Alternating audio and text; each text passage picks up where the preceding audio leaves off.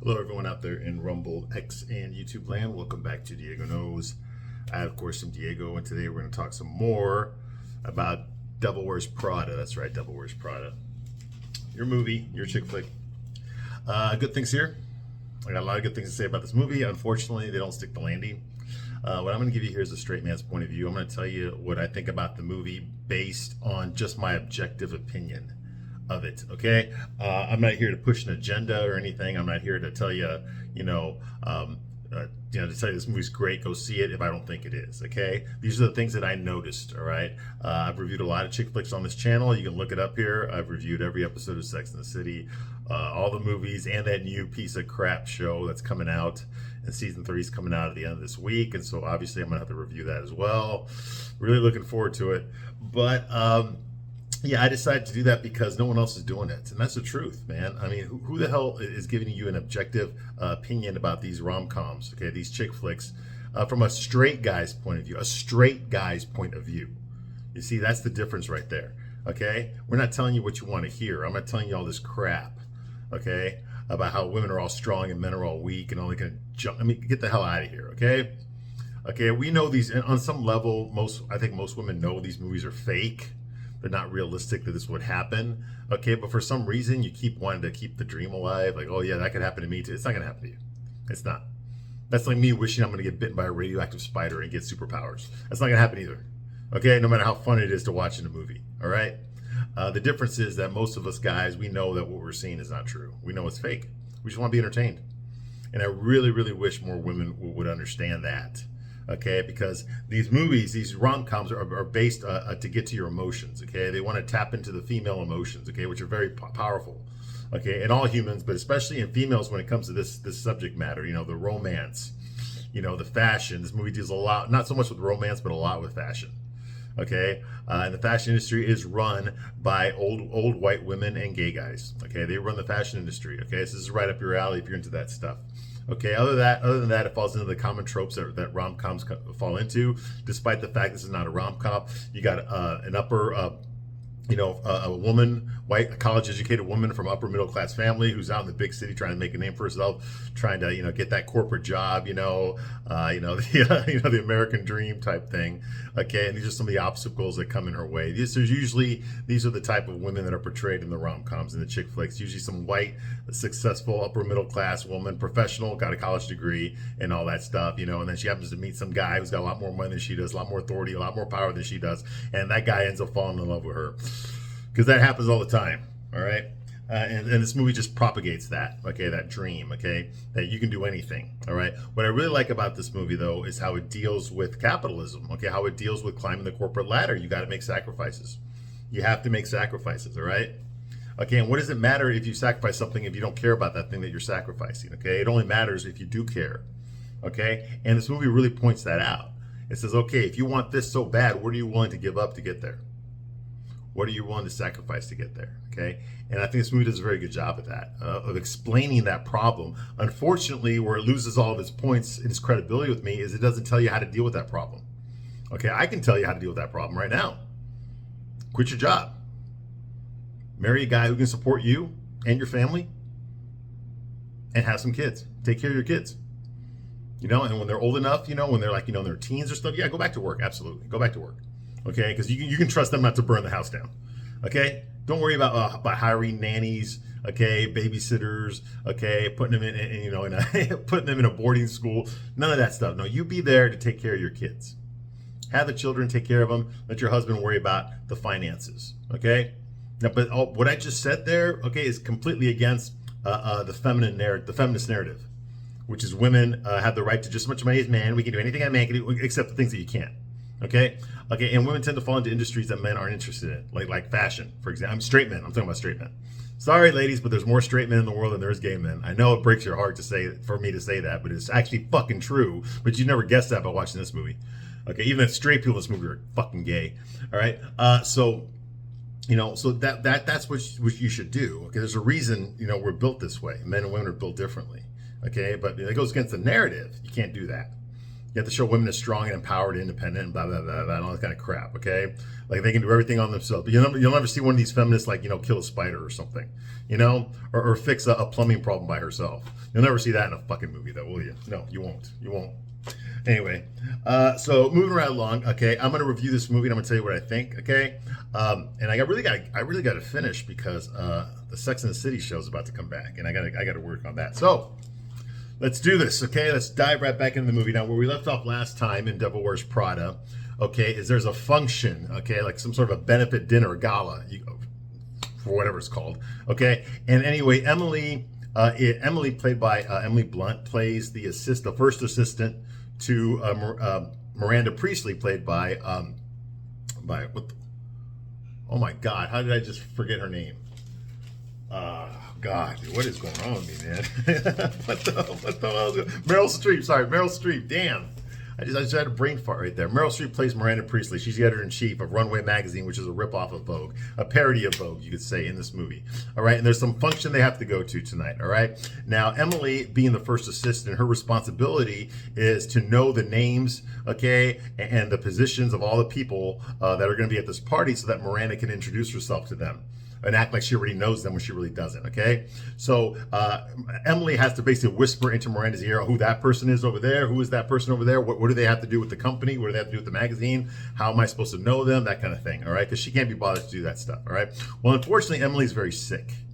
Okay, she's got like the flu or something like that. So Miranda, being Miranda, is disgusted by her. So she decides to have her second assistant, Emily's assistant, okay, who is our main antagonist, our protagonist, okay, that is Anne Hathaway's character here, Andy Sears. And Andy is not prepared for this, but because she has to go now, she's going to have to go visiting her boyfriend for her boyfriend's birthday party that she had planned already. She's going to have to skip out on that and go to this function instead. Okay, so that's kind of like, she's kind of being a bit, but she has no choice, okay? Her boss told her she has to go.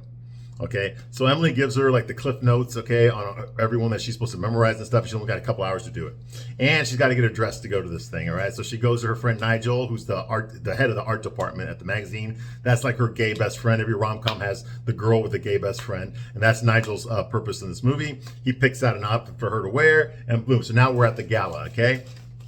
Okay, it's the show going on is called The Age of Fashion. Okay, and it's at the museum. All right, in New York, okay, in Manhattan, okay, and Nigel, like I said, Nigel picked out her dress, okay. Emily is very chic. She's also dressed very well at this party. Okay, Emily's dressed very well. She's been dieting, and by that I mean she hasn't been feeding herself. She's been starving herself so that she can look thin. Because now that she's been promoted to the first assistant, she's going to go with Miranda to Paris, and that's all she ever talks about. It's how she can't wait to go to Paris. It's her dream to go to Paris. And be a part of this magazine. And blah blah blah. What is she going to wear at Paris? They're going to give her all these free clothes in Paris, and she's always talking about that. All right, and that's why she's been starving herself, okay? But she has been kind of a bitch. No, actually, she has been a bitch to Andy. Complete bitch to her, okay? She's been training Andy on what to do, but she's also been making fun of her, ridiculing her, okay? Treating her like she's a nuisance, just being a total fucking bitch to her, all right? Imitating her, things like that, okay? Talking bad about her to the other women at work, that kind of thing, all right? But Andy's still trying to get on her good side, all right? So that's going on here, okay? Emily's dressed very well at this party, despite the fact that she's still sick, okay? And Andy tells her that she looks thin. And Emily tells her that she's been trying this new diet for her Paris trip. It's called not eating, all right? And apparently it's working for her, okay? I don't know what it is with you women and fucking, getting thin. I get it, okay? You want to look thin and stuff. But some of the risks y'all take. And I'm not talking about all you women out there. I'm not even talking about most of you women out there, okay?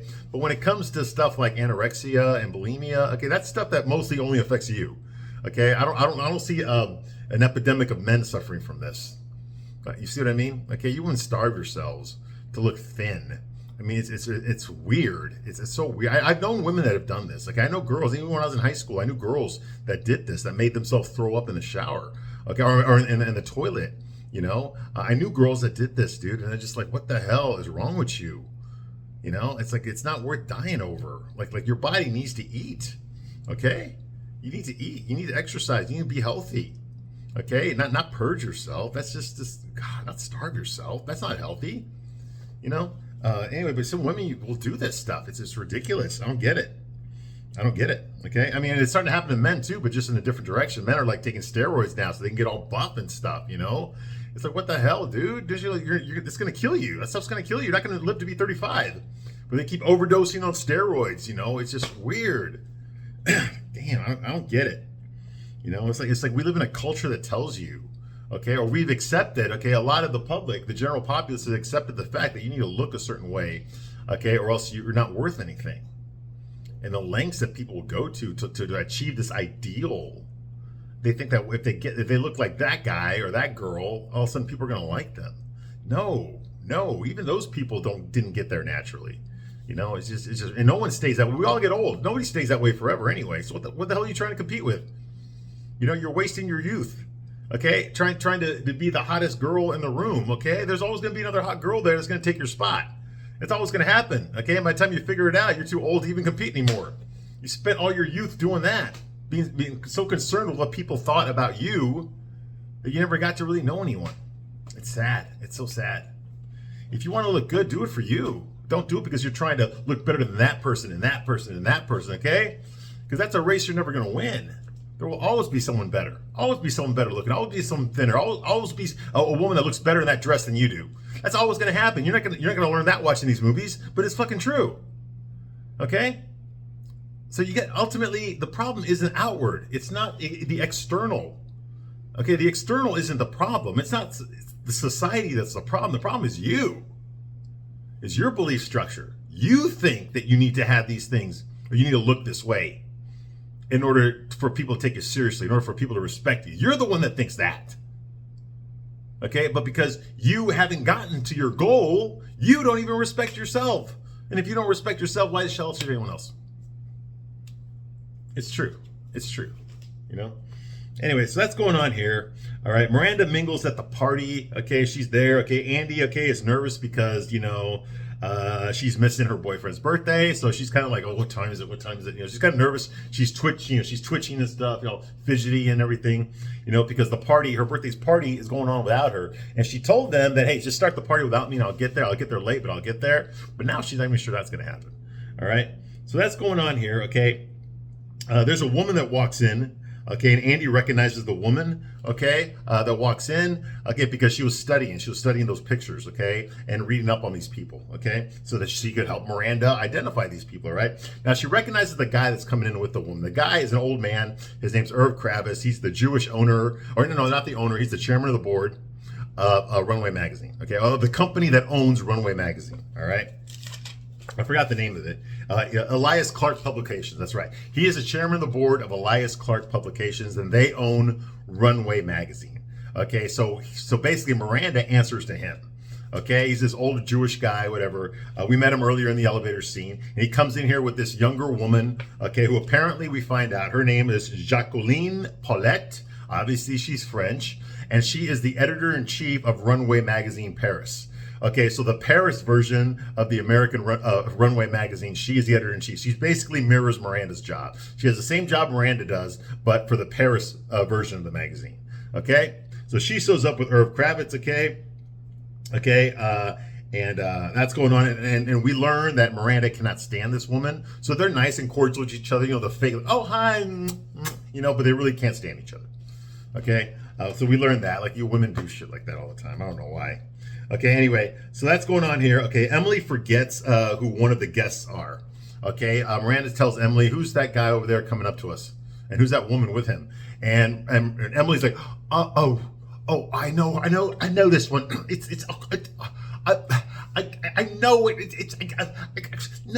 know it. I know. I just, you know, she's spazzing out while the guy's approaching. Okay.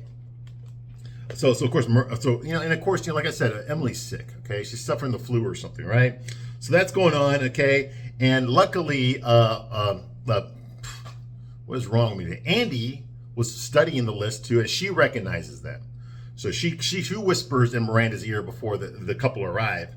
She says his name is Sebastian Franklin, and that woman is the woman he left his wife for, Rebecca. Okay. And so now Miranda knows who they are. She says, "Oh, hello, Sebastian, and you must be Rebecca. I've heard so much about you. I'm glad to see you here." That kind of thing. All right. And while that's going on, Emily looks over at Andy and goes like, "Thank you," because Emily had a brain fart. All right. Now Andy is about to leave the party. Now I guess we don't know how long she's been there, but she's been there a long time. And she's about to leave the party. While she's walking out of the museum, here comes Christian Thompson walking up the museum. Now, who is Christian Thompson? He's played by actor Simon Baker, okay? He's the mentalist from that TV show, The Mentalist. He's the super good-looking, suave guy, right? Who likes to dress like, like Christopher Nolan, like he likes to dress like fucking Truman Capote for some reason, walking around with a brown blazer and the scarf and all that, just ridiculous, okay? But that's how gay New Yorkers dress. And Truman Capote was gay, all right? So anyway, so he's walking up the stairs while Andy's walking down. So they bump into each other. Now, he hit on her before. She met him at a party, okay, at James's Holt's, I guess he was having some sort of gay party, whatever, and she met him there, okay? Apparently he's not gay, but he can fool me. Anyway, so they meet each other again, all right? And he's been hitting on her before, but he is aware that she has a boyfriend, okay? So they run into each other, okay? On the way out, okay, he compliments her on her look because she's dressed in this nice dress, whatever. I don't know what the hell the dress is because I'm not gay. All right, and he tells her that he's glad he saved her job, okay, because earlier in the movie, okay, Miranda set an impossible task for Andy. She told Andy to get me the unpublished manuscript of Harry Potter and the Deathly Hallows, and I want it here by 3:00 today. So now, of course, it hasn't been published yet. So Andy doesn't know what the hell to do. She's freaking out. Luckily, she knows Christian Thompson. He's an author. Okay, he's a writer. He's freelance, but he's a writer. He knows a lot of people in the industry. He made some phone calls. He knows somebody who knows somebody. So he got a hold of a copy of the manuscript so that Miranda's daughters could read it on the train. And she made copies of it, gave one to Miranda, gave the other two to Miranda's daughters, all that kind of stuff. So she impressed Miranda at that moment. Okay, if Andy had not shown up with that manuscript at 3:00, she would have been fired. She would have been fired. That's what Miranda told her. Okay, well, luckily, thanks to Christian Thompson, okay, a guy that flirted with her at a party earlier, he was able to save her job. And he reminds her of that. "I'm happy I saved your job. You look great. I'm happy I saved your job." And of course, she's being a total bitch about "Oh, well, why do you women fucking do that stuff? Why do you fucking women do that? Don't you know it turns us off? It's not a challenge, okay? If I did something, if I saved your fucking job, if I did you a favor and I saved your fucking job, all right, I wouldn't want you to fucking talk to me like I'm a piece of shit. I fucking did you a solid. That doesn't mean you have to fuck me. It doesn't mean you have to go out with me, okay? But you should at least be fucking nice to me. Especially if I fucking tell you look good in that fucking dress, okay? But you can't fucking do this in these goddamn movies, okay? Because it's all fucking feminists and gay guys. And it's all about treating the straight guys like shit.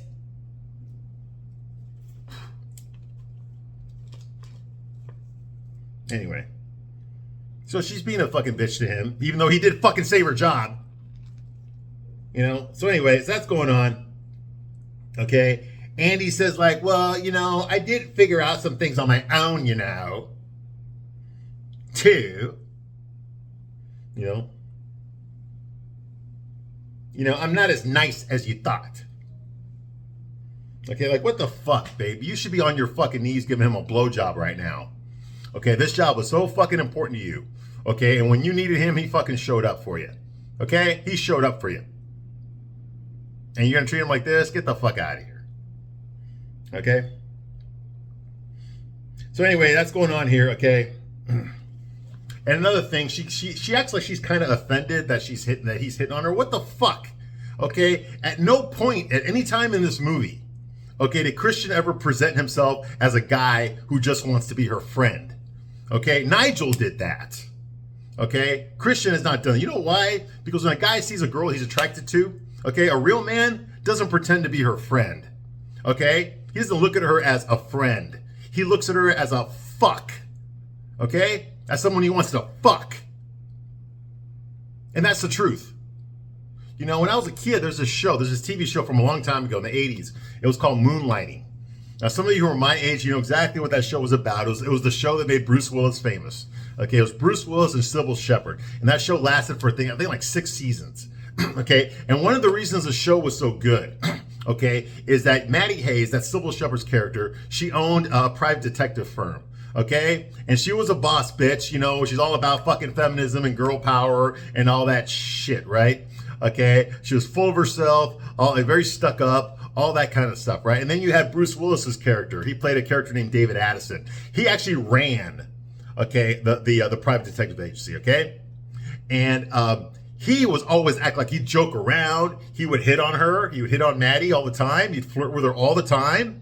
Okay, he would joke around. He would play his harmonica. You know, he would make all these wise quips and stuff. You know, but he at no time, any time in the show, did he ever act like the first time he saw her, he knew he wanted to fuck her. Yes, he knew that was his boss. He knew that she's the owner of the company he works at, but he still wanted to fuck her. Okay, and he didn't pretend that he didn't. He never acted like he didn't. Okay, every episode he would flirt with her in some way. Okay, she would always shoot him down, always call him like you're just this lecherous pig, you know, like you get your mind out of the gutter. Oh my God, you know, you're trying to peek up my skirt. What's wrong with you? You're disgusting caveman. You know, she would always do that shit, but it didn't matter because every single episode he still flirted with her. Okay, he didn't look at her as a friend. He looked at her the way a man looks at a woman. Okay, and he treated her that way. No. I'm looking at you because I'm attracted to you. I'm talking to you because I'm attracted to you. Okay? I'm interacting with you because I want to have sex with you. Okay? Because I want to see you and not as a fucking friend. You're not my platonic buddy. I'm never going to put you in the friend zone. Okay? And guys, okay? You know, if you don't want to be in the friend zone, then don't act like you're in the fucking friend zone. One of the best decisions I ever made in my entire life was there was this girl I went to high school with, okay? And I had the hots for her, and we went out. And she would call me, hey, let's go do something. And then we would, and nothing would ever happen. Nothing would ever happen. I would try. I'd make a pass at her. I'd tell her she'd be all that, but she would always like push me away. No, I don't feel that way about you.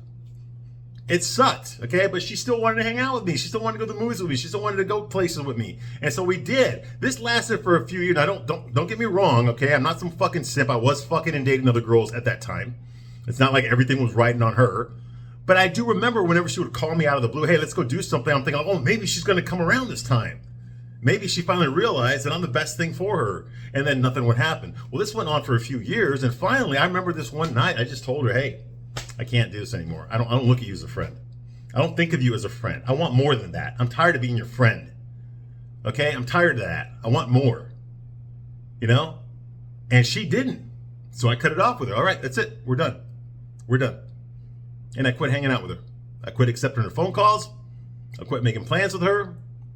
I started focusing on other women. And luckily, I actually met another girl right away, okay, who ended up being a lot more important to me than she was. But I remember that. That I had kept myself in the friend zone. She put me there, but I stayed there. You don't have to stay there, guys. If you're in the fucking friend zone, get the fuck out. Get the fuck out. Okay? I'm sick and tired of hearing men complain about, oh my God, why does she keep going to those guys when I'm the one that's always there for her? Get the fuck out of here, dude. That's because you're a fucking pussy. Because you're a fucking pussy. Get the fuck out of the friend zone. You owe her nothing. You owe her nothing. Go get your own fucking girl. Go get a girl that actually wants to fucking be with you. And quit putting all your fucking energy on this fucking bitch. And that's the truth.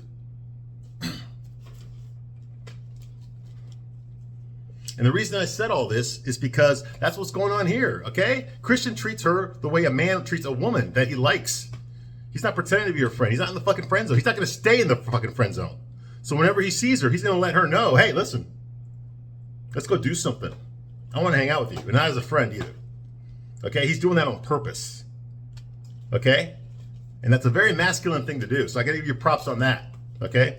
Now, is he a real man? No, he's not. He's kind of a pussy, honestly. Okay? But at least he let his intentions be clear. She doesn't think that he just wants to hang out with her because, you know, he likes her personality or some shit like that. No, he wants to hang out with her because he wants to fuck her. Okay? So at least he's aware of that. He's communicated that. All right? So anyway, Kristen says, like, you know, if you didn't have a stupid boyfriend, right, you know, I'd wish you had, you know, if you didn't have a stupid boyfriend, you know, then, you know, I wish you wouldn't leave. You know, he tells her that. Boyfriend. Yeah, I wish you didn't have a stupid boyfriend. He called her boyfriend stupid because that's what you do. Okay, why did he do it? Because that's what you do. Okay, when you're stealing away another guy's girl, okay, you have to put her current boyfriend down to do it, and you got to make it look like she's the one who's putting him down as well. Okay, notice how she did not correct him. She didn't say, "Don't call my boyfriend stupid." She didn't say that. She just like changed the subject. He called her boyfriend stupid, and she did not stick up for him. That should tell you everything right there. Okay, but yeah, that is a trick that men use when they want to fuck another guy's girl. Okay, one of the first things you have to do is you have to downplay the boyfriend, make him look like a fucking idiot. What the fuck you doing with that guy? What are you doing with that guy? That guy doesn't make nearly as much money as I do. You don't say that, but you imply it. You say something like, "Damn, he must be pretty thrifty to be able to live on that salary," or something like that. You see what I mean? That just puts a suggestion in her mind that, maybe my boyfriend ain't all that. Maybe this guy is. Okay, you see what I mean? That's how you do it. Anyway. Yes, I talk from experience. All right, so that's going on here. Okay, he tells her that he should stay. Okay, because she should stay because his editor from New York Magazine, okay, is inside the party. He's there right now. Okay, and he could introduce her to him. That's called networking. That's how you make contacts in the industry. These are the people that are going to remember you, okay? Because someday you might just happen to be sitting across from him at a job interview, and he's going to remember you from the party. He's going to remember you that Christian Thompson introduced you to me. Oh, yeah, I remember you now. Yeah, you were working for Miranda Priestley, okay? And now you want to work here? Sure, why not? I remember you. You see what I mean? That's how you get jobs in the industry, okay? And that's the whole point of Andy working there, okay? But all of a sudden she grows a conscience and she decides not to go. Like, she wants to go. She's clearly attracted to Christian. She wants to better her career. She doesn't want to be getting coffee for the rest of the time she's in New York. She actually wants to pursue a journalism career. Okay, she needs to network. She needs to meet people. So this would be perfect for her. But she did promise her boyfriend that she would be at his birthday party, and she's already super fucking late. So at the last moment, she grows a conscience, which is, let's face it, ladies, is bullshit. You know, and I know that she would have gone back inside that party. Fuck the boyfriend's birthday, okay? And she probably would have had some drinks and she would have fucked Christian right then. You go goddamn well, that's exactly what would have happened, okay? But it doesn't happen in this because you got to make Andy look like a nice girl, okay? You got to make Andy look like she's this innocent flower that's just now being introduced to this big world of fashion that she never knew about before. Get the fuck out of here, okay? She was never a fucking innocent flower, and she sure as fuck isn't one here, okay? She's a piece of shit bitch, okay? Just like all the other women in this fucking movie are. Not one fucking decent one among them. Anyway, so that's going on here. Okay, so yeah. So she changes her mind, decides to leave. Okay, and Christian goes like, okay, fine. You don't want to come, but give my best to your boyfriend. That kind of thing. Okay, and the translation of that is, okay, your boyfriend is holding you back from what you really want to do. So that's what he communicated there. Like I said, this is the way you steal another guy's girl. This is how you fuck another guy's girlfriend, okay? You got to downplay the boyfriend, okay? You got to make it look like, hey, I'm offering you something better than that guy you're with. That guy you're with is a downgrade. I'm an upgrade. But you can't say that right away. So you got to like hide it. It's got to be like in the subtext, okay? Like he said, that loser boyfriend of yours, okay? He called her stupid. He called her boyfriend stupid. She didn't say don't talk to my boyfriend that way. But yet, if it was the other way around, for example, if I was talking to a guy, okay, if I was talking to a girl and a girl called my girlfriend stupid, I'd be like, she's not stupid. Don't say that about her. That's how men are. Okay, that's how we are. Don't talk that way about my girl.